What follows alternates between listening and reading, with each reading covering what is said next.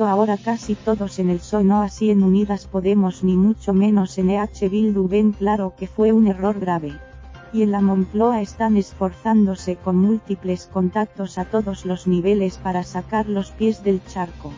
El presidente, Pedro Sánchez, llamó este jueves por la mañana a los máximos responsables de la patronal y de los sindicatos para intentar reconducir la situación. Pero mientras se estaba fraguando el pacto con la izquierda Abertzale, sus protagonistas lo veían de manera muy diferente. Para ellos, sobre todo los socialistas, encabezados por la portavoz, Adriana Lastra, apoyada desde la Moncloa por la vicepresidenta Carmen Calvo y con respaldo del presidente, la primera es una de sus colaboradoras más cercanas, lo único que contaba era evitar una derrota parlamentaria en la prórroga del decreto de alarma de consecuencias jurídicas y políticas imprevisibles.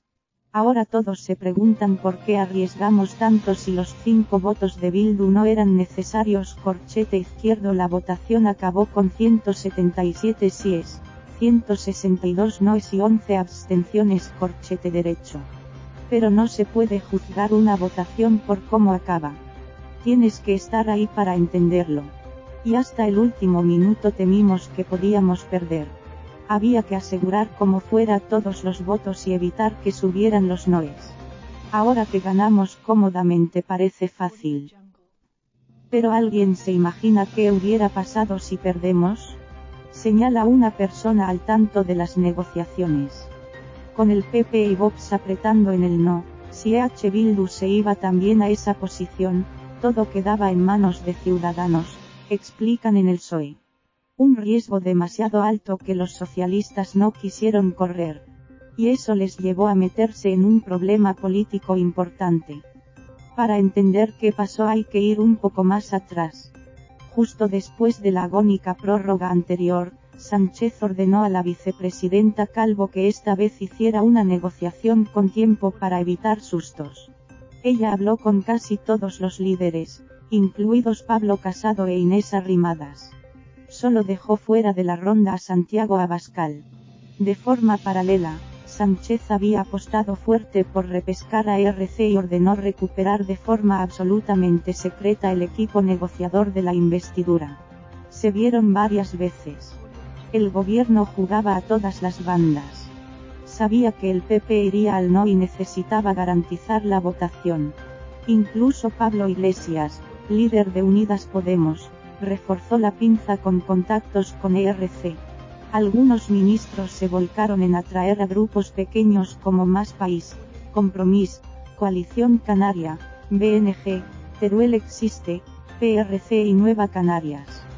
Félix Bolaños, secretario general de Presidencia, y Carlos Cuadrado, vicesecretario general de Ciudadanos y hombre de confianza de Arrimadas, abrían paso al segundo acuerdo en 2 semanas. Pero las cosas empezaron a torcerse rápido. Nadie quería la prórroga de un mes que proponía Calvo. Y ERC se ponía cada vez más difícil. La tensión interna en los republicanos catalanes entre el sector moderado de Gabriel Rufián y Pere Aragonés frente al más duro de Marta Rovira y Marta Vilalta complicaba todo. Para el fin de semana la alerta era máxima. El gobierno temía que X no entrara al sí. Veía la tensión con su diputado Marcos de Quinto como una prueba de las dificultades internas de Arrimadas.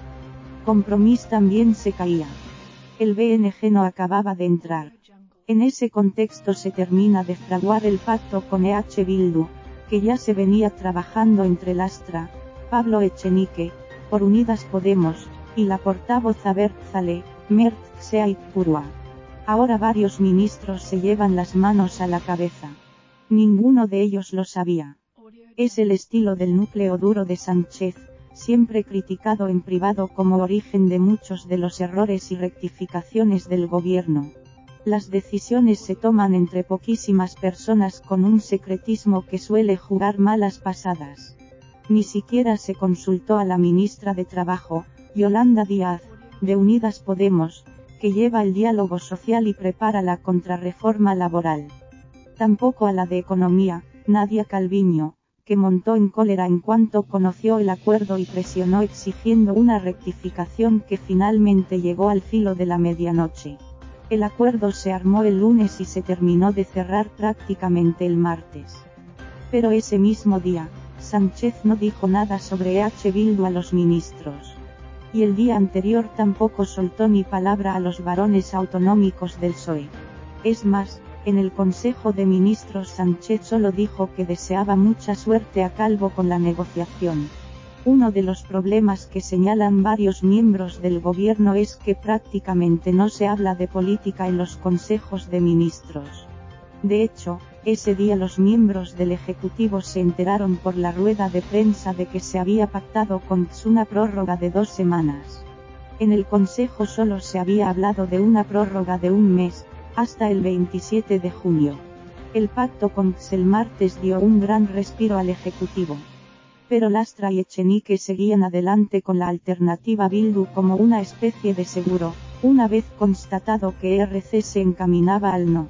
La socialista informaba a Sánchez y Echenique a Iglesias, más que satisfecho porque siempre apostó por acercarse a la formación dirigida por Arnaldo Otegi, y sobre todo con un acuerdo que sancionaba su posición tradicional, derogación íntegra de la reforma laboral. Unidas Podemos no logró colocar esa palabra en el pacto con el PSOE en diciembre. Se quedó en derogación, sin apellidos. Pero la ansiedad de los socialistas por evitar una derrota hizo que esta vez no se detuvieran mucho en ese término antes de firmar. El texto fue consultado con la Moncloa, y el presidente estaba informado, pero lo vio muy poca gente. Se aceptó la propuesta de Bildu sin muchos problemas. Sánchez aún hizo algún último intento con Aragonés, hombre fuerte de ERC. El presidente quería salir del miércoles con su mayoría reforzada. Le exigía que eligiera entre ERC y ellos, y los republicanos al revés, pero él negociaba con los dos para evitar sorpresas. El acuerdo con Bildu se cerró el martes por la tarde, aunque se firmó el miércoles. Pero había un riesgo, que se echara atrás si se daba a conocer. Lastra, Echenique y Aizpurua pactaron a última hora del martes que solo se haría público después de la votación, algo totalmente inusual. Por si había dudas de que el presidente estaba al tanto de todo, fue él quien reveló la negociación en el Pleno. En su réplica a la portavoz de Bildu, sobre las 14:30, agradeció su abstención y le dijo que el compromiso de investidura de derogar la reforma laboral permanece indeleble. Descolocada ante tanta transparencia, Aizpurua hizo notar al presidente que ella aún no había anunciado su postura en la votación. Supongo que entonces es porque han aceptado derogar la reforma laboral, le comentó. Aún así, mantuvo su posición. La prórroga se votó sobre las 6 de la tarde. A las 20:16, Bildu lanzó su comunicado con las firmas de Lastra, Aizpurua y Echenique. El escándalo crecía cada minuto. La Moncloa transmitió a todos, incluido CES, que habría una rectificación. Llegó a las 23:41. Con ella se trataba de cerrar la brecha interna en el PSOE y el incendio desatado con la patronal. Pero se abría otro con Podemos, que reivindica el acuerdo. Ahora en la Moncloa hay ambiente de crisis importante. Esperan que todo cambie en la próxima votación. Pero nadie sabe muy bien cómo. Información sobre el coronavirus. Aquí puede seguir la última hora sobre la evolución de la pandemia. Así evoluciona la curva del coronavirus en España y en cada autonomía. Buscador, la desescalada por municipios. Preguntas y respuestas sobre el coronavirus. Guía de actuación ante la enfermedad. Pinche aquí para suscribirse a la newsletter / diaria sobre la pandemia.